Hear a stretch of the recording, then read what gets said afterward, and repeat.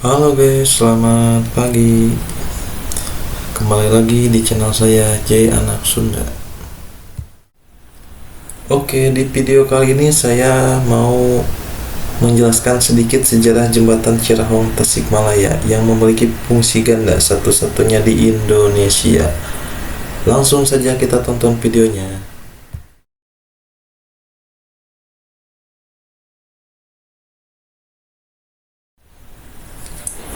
Jembatan Cirahong Tasikmalaya menyimpan cerita menarik. Jembatan sangat terkenal karena menjadi jembatan kereta api.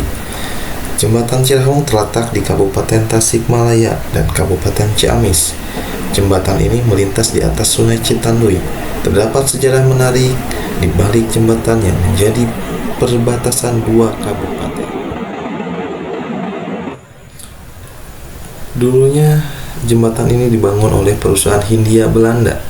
Jembatan Cirahong, jembatan double deck atau geladak ganda yang memiliki fungsi dua mode alias 2 in 1, satu-satunya di Indonesia.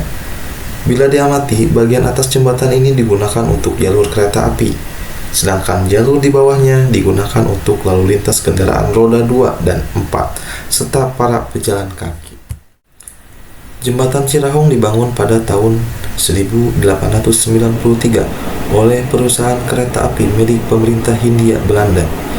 Jembatan ini memiliki total panjang 202 meter dan berada di ketinggian 66 meter di atas Sungai Citandui.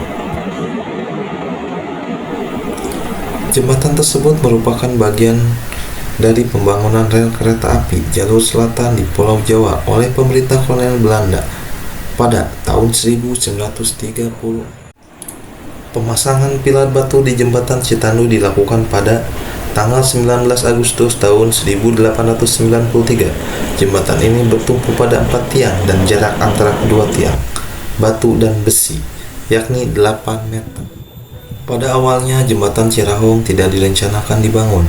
Perencanaan jalur kereta api dari Tasikmalaya ini tidak melewati Ciamis, namun melewati Cimaragas atau sebelah selatan Sungai Citandui. Biaya yang sangat mahal menjadikan Belanda harus mempertimbangkan perlintasan kereta api di kota Ciamis. Nah, sesudah itu Kanjeng Prabu atau pemilik nama R.A.A. Kusumandiningrat, seorang bupati Galuh Ciamis tahun 1839 sampai tahun 1886 mendengar berita tersebut. Namun sayangnya saat itu Kanjeng Prabu sudah pensiun dari jabatannya. Kanjeng Prabu yang memiliki pengaruh ke pemerintahan kolonial membujuk Belanda agar jalur rel kereta yang dibangun tersebut melintas kota Ciamis. Pertimbangan Kanjeng Prabu dalam bujukannya ke Belanda karena jumlah penduduk kota Ciamis lebih banyak daripada Cimaragas, sehingga kereta api akan lebih bermanfaat untuk masyarakat. Setelah banyak perdebatan, akhirnya kolonial menyetujui usulan Kanjeng Prabu. Belanda akhirnya membangun 2 jembatan di atas Sungai Citandui. Jembatan tersebut merupakan jembatan Cirahong di Manonjaya dan jembatan Karangpucung di dekat kota Banjar.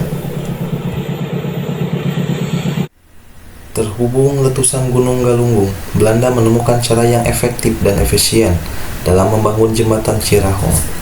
Jembatan ini dibangun oleh Belanda berdasarkan data dasar, topografi dan geologi yang dipadukan dengan perencanaan matang.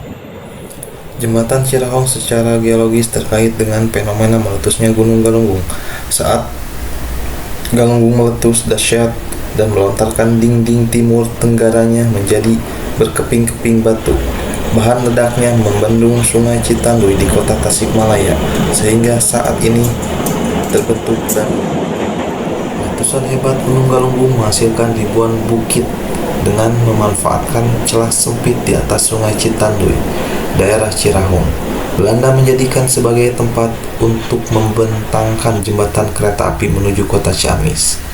Batu di daerah sana juga merupakan batu yang keras sehingga cocok untuk fondasi jembatan.